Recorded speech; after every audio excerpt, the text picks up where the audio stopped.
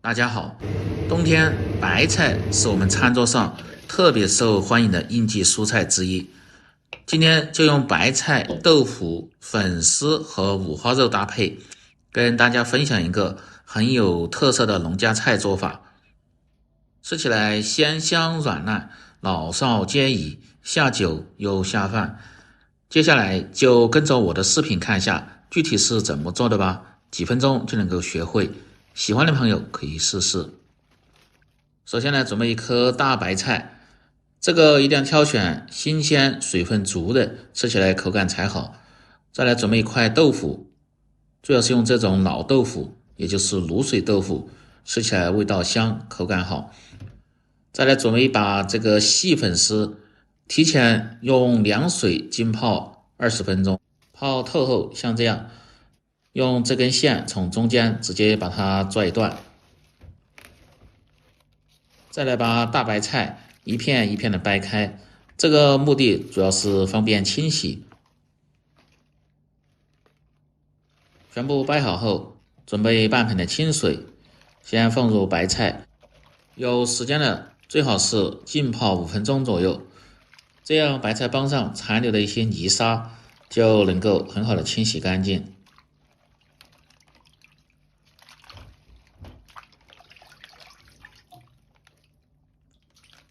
豆腐這個做法在切之前最好是用冷水浸泡個10分鐘，去除掉多餘的豆腥味。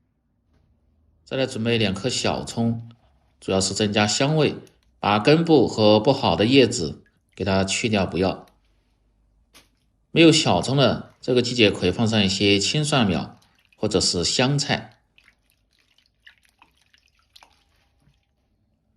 全部清洗乾淨後，接着下來切白菜，把這個白菜幫和葉子一定要分開放，把白菜幫拍破後，再斜刀片成薄片。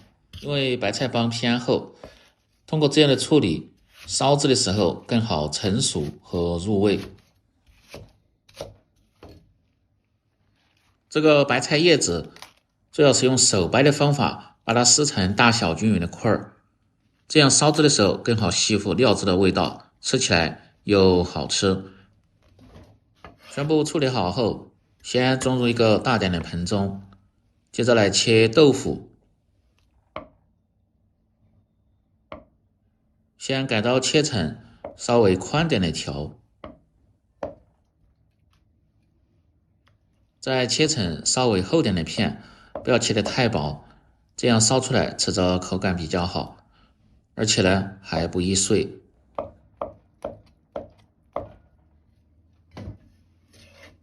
不喜歡吃豆腐的，放上一些其他的豆製品也可以。再來準備生薑1塊，先切成薑片，再切成絲，再把小蔥的蔥白切成段和生薑放在一起，這是用來炝鍋的時候用。蔥葉切成蔥花，這個是出鍋的時候再放入，吃起來又香，而且顏色還好看。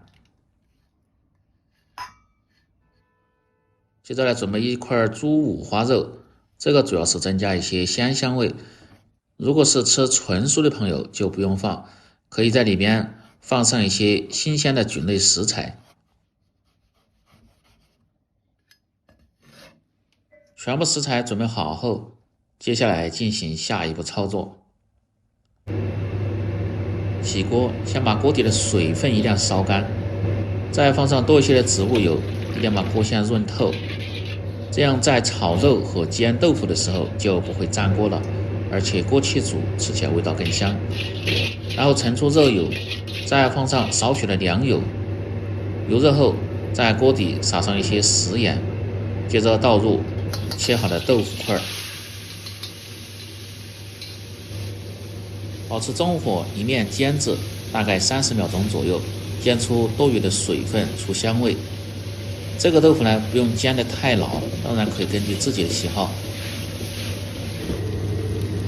這樣煎嫩點，燒出來成型既好，而且吃起來又香。翻面後，再繼續保持中火煎至30秒鐘。煎出多余的水分，煎到表面都稍微焦黄就可以了，然後盛出来。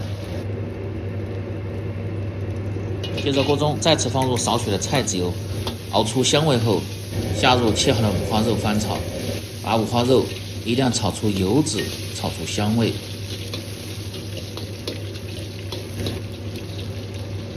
炒到五花肉表面稍微焦黄，像这樣，接着下入几顆干辣椒段，增加一些香辣的味道。不喜歡吃的朋友也可以不放。這時候放上少許的花椒酒，起到去腥和增香的作用。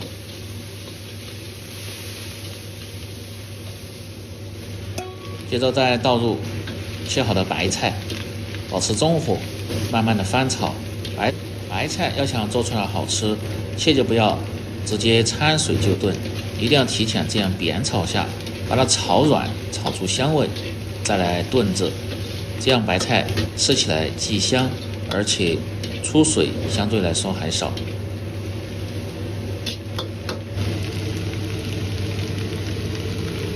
大概需要1分鐘左右的時間。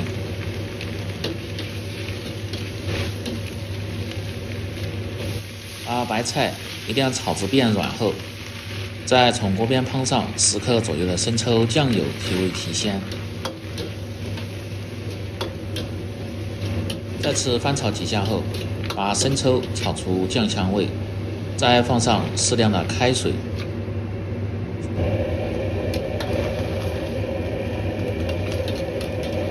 家裡邊有煮肉或者煮雞的湯，放上一些味道更鮮美。再放入煎好的豆腐，用勺子推匀後，這個水的量剛好沒過白菜和豆腐就可以，切記不用太多。調味，放上適量的鹽，少許的雞精和胡椒粉，燉煮2分鐘左右，至湯汁漸少的時候，再倒入泡好的粉絲。